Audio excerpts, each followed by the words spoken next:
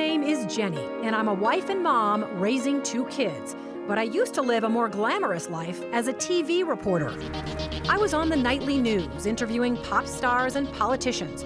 So when I said goodbye to TV and hello to motherhood, I suddenly discovered what we moms are up against. We live in a world that tells us to be rich and famous, thin and successful. You know, almost nobody says, "Oh, hey, you're a mom? That's fabulous." But you are fabulous, and I'm here to tell you why.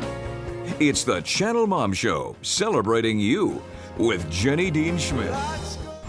Attention, moms. You know, we're also concerned about how we look on the outside, but what about our insides? Now you can age-proof your body with Protandem. Just reach for what's been called the best anti-aging product out there, as seen on the Today Show. Sign up now as a preferred customer, and after receiving your 3rd bottle, get a $50 Visa gift card. Just click on the ad to the right of this video to get started. Welcome back to the Channelmom Show with a little AC/DC. We're playing this song for a reason. I'll tell you why in a second. Can we hear it? Or did they already pass it up, Daniel? It already passed, but I'm sure it'll pop right back up. Okay, the name of this song is Problem Child. Do you have a problem child? Okay, just about all of us have had problems with our kids. Even you, Shelley, your kids are very well behaved, but you've even had a few problems. But our next guests have helped a great number of parents solve those problems.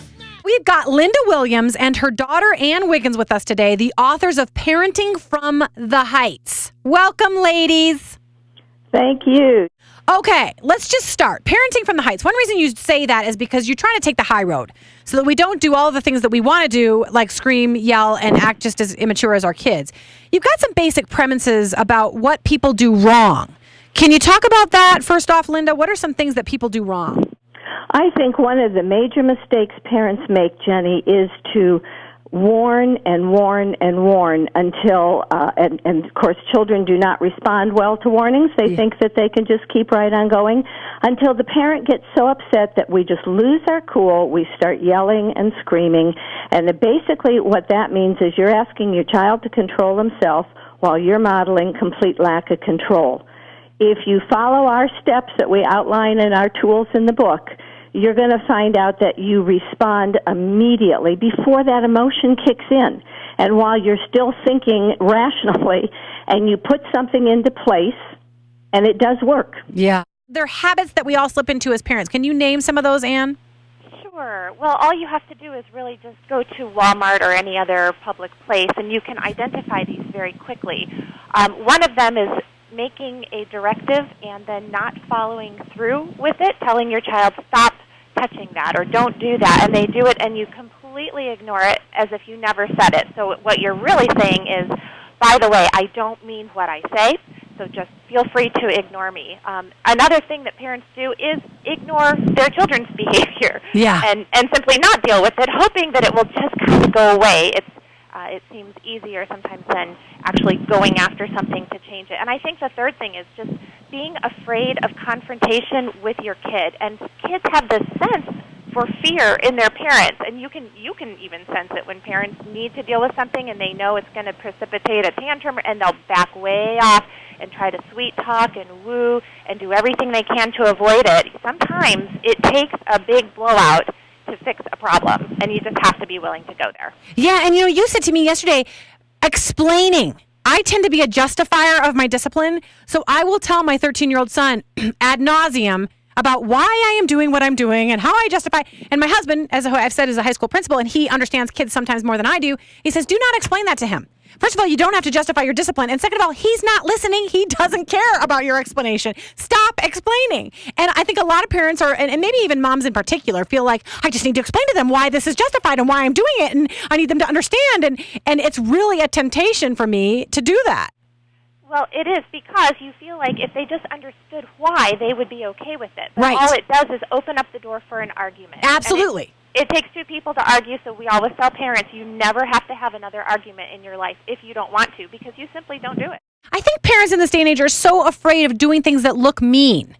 I mean, anything that might seem mean, and even spanking. And I happened to spank, and I think the two of you did too. And I certainly never beat my child, but I believed that a little tiny bit of pain taught them a lesson. And frankly, they were behaved much better after that. But we will not argue about that because I know there are people who definitely don't believe in it. You talk about the approach that parents should have if they want to have something called CORE, kindness, obedience, and respect from their children. Because I know every parent out there would love that. You talk about setting expectations, about practicing, and you've got some very specific things. I mean, right down to taking everything out of a child's bedroom, including the light bulb, if they're not getting that you're in charge and that they need to obey. So why don't you start with one of those and tell us how it works? Linda, you want to take that? Okay, Jenny, here's the deal. You have to teach your child how to make his own decisions. And the only way to do that is by controlling the environment. We don't suggest you just send him out there, but control the environment. Let him choose. When he chooses well, life is happy. When he chooses poorly, there's a consequence that you have to be willing to put into place right then. So you have to have kind of a toolbox in your mind so you know where you're going to go. Yes, as a parent, you're going to be unhappy about that. And we've talked about that. God has made mothers to be the nurturers. We're emotional people. That's the way we're supposed to be. But at that moment, you need to stop thinking about yourself and your own sadness or your own empathy, and you need to look down the road to the destination because you're not raising your kid to be a kid. You're raising your kid to be a functioning adult and contributing in society, and that's where we're going to go. If you keep your eye on that, you're willing to implement some of these other things, but it has to be a consequence that's impactful, and that's where our book helps you. It's full of them. Right, and it's really sacrificial love if you think about it. You decide, you know what, my child may not like me for the next half an hour, but I've got to discipline them, or they'll continue to be tantrum throwers when they're 33 years old. Absolutely, and we remember when we talked yesterday, we called that road rage. People, these things work, and really you're loving your child if you discipline them in this. Don't you think, Shaw? You are, because it's a lifelong thing, like they said. They're going to grow up and be adults. Yes. So we're going to come back and tell you very specific tools that you can use. You're going to wake up and think, oh my goodness, why didn't I get this book earlier? So Parenting from the Heights, we will be back with the authors. You should